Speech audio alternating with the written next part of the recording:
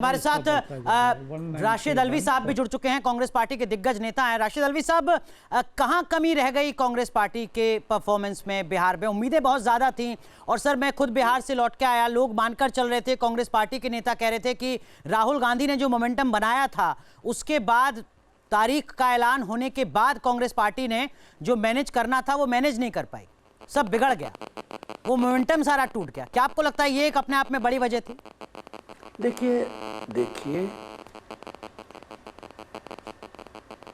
जहाँ तक कांग्रेस का ताल्लुक है, राहुल गांधी ने बहुत मेहनत की, लेकिन जब तक हम लोग नेताओं की अकाउंटेबिलिटी तय नहीं करेंगे, जिन लोगों को जो जिम्मेदारी दी जाती है वो पूरी की गई कि नहीं की गई, ये हमेशा होता है।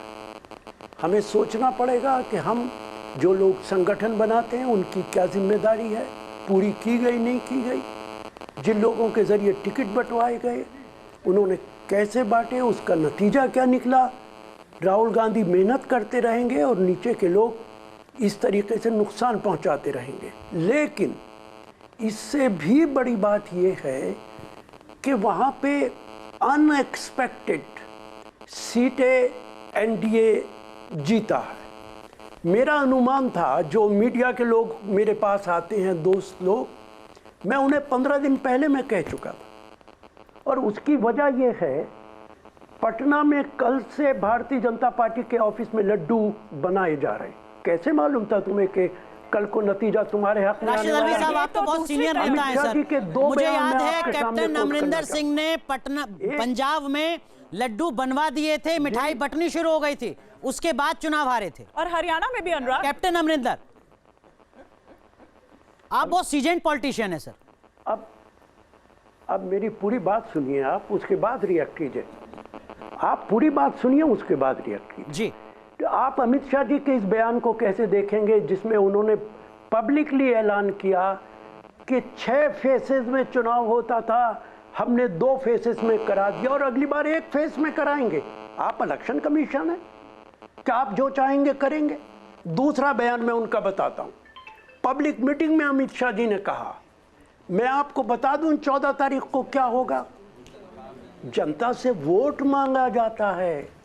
अमित शाह जी कह रहे हैं कि 1 बजे तक हमारी भारी मतों के साथ सरकार बन जाएगी और ये कांग्रेस और ये आरजेडी खत्म हो जाएगी। देखो मेरे भाई, जब तक Bharatiya Janata party, election commission, bureaucracy, अथाह दौलत, राष्ट्रीय सेवक संघ मिल के चुनाव लड़ते रहेंगे, तब तक राशिद अल्वी साहब, एक छोटा सा और काउंटर सर, मुश्किल काम है। क्या बिहार में क्या नहीं, आरजेडी ने, क्या कांग्रेस पार्टी ने चुनाव आयोग से ये कहा था कि 6 फेज में चुनाव कराओ? चुनाव आयोग ने नहीं मानी बात और 2 फेज में चुनाव कराई।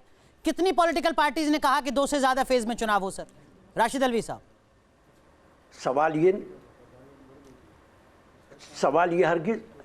सवाल बिल्कुल आपकी बात ठीक है, आपकी बात ठीक है, लेकिन क्या अमित शाह जी कहेंगे कि हमने 2 फेसेज में करा दिया?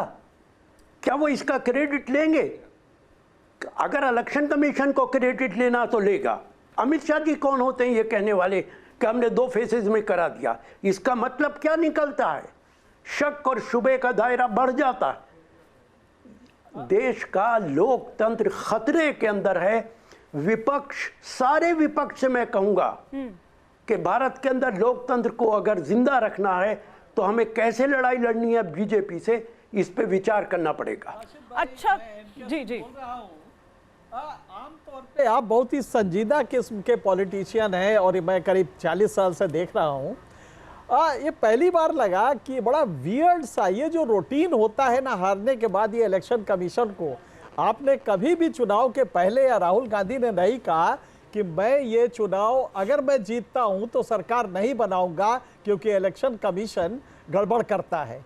ये कभी नहीं कहा है। अगर आप जीत जाते तो कूद के शपथ ग्रहण कर लेते। लेकिन कितना आसान लगता है कि आप अमित शाह सिक्योरिटी प्रोवाइड करते हैं, आप जानते हैं कितनी कंपनियां उन्होंने प्रोवाइड की है। तो अगर वो कह रहे हैं कि इसी ने हमसे कहा कि साहब 7 फेज में कराएंगे तो हमें इतनी फोर्स चाहिए, तो हमने कहा इसके 3 गुना फोर्स ले लो और इसको शॉर्ट करो। तो अगर वो कम करा रहे हो, अमित शाह कह रहे हैं, तो मुझे नहीं लगता लॉजिकली बड़ा करेक्ट है। और फिर चुनाव आयोग पे अब जब आप हार रहे हैं और बुरी तरह, सुनामी थी ये बीजेपी के लिए, हम लोग भी नहीं समझ पाए, तो कम से कम संजीदा तरीका ये होता कि इसका इस्तेमाल करें, इसका खैर मकदम करें कि जनता ने जो कुछ भी किया हम कबूल, और पहले आपने किया है तो आज भी इसको कर लीजिए, आपकी गरिमा के लिए अच्छा होगा।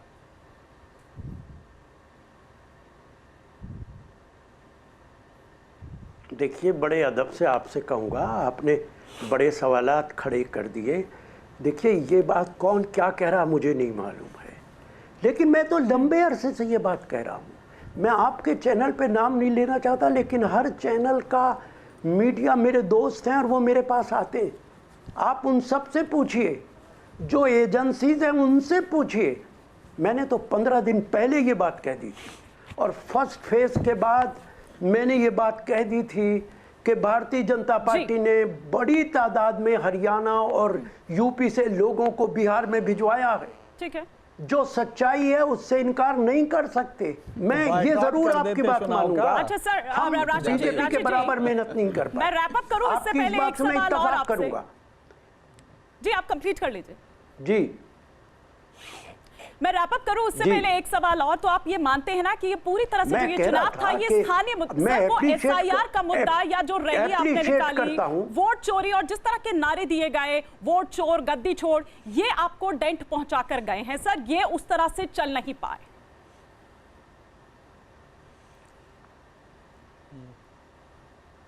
देखिए, मैं आपसे कहूंगा, ये सारी बातें जो आप कह रही हैं, इस पे तो पार्टी के अंदर बैठ के विचार करने की ज़रूरत है, लेकिन इसमें कहीं कोई दो राय नहीं है। एसआईआर भारतीय जनता पार्टी के कहने से हुआ, 50 लाख वोट काटे गए, और ये पूरे भारत के अंदर होगा। ये एसआईआर नहीं है, एनआरसी है, ये नेशनल रजिस्टर ऑफ सिटीजनशिप। ये ऐसा, इससे शक और शुबा पैदा होता। लेकिन बीच में मैं एक बात कह रहा था, जो बात मेरे अजीज दोस्त कह रहे थे, मैं ऐसा नहीं हूं कि मैं बायस्ड हूं। मैं कह रहा था, बीजेपी के नेता अमित शाह, मोदी जो मेहनत करते हैं उसे मैं तारीफ करता हूं। हम उनकी बराबर मेहनत नहीं कर पाए। जिस चीज की तारीफ करनी चाहिए। ये ब्रेकिंग हम चलाते हैं कि राशिद अल्वी साहब मान रहे हैं कि कांग्रेस पार्टी के नेता जमीन पर उतनी मेहनत नहीं कर पाए जितनी। हाँ, तो बिल्कुल ठीक है ना अनुराग। आप देखिए, एसआईआर का जब वो पूरी जो वोट अधिकार यात्रा निकाली गई, उसके बाद राहुल गांधी कहां नजर आए?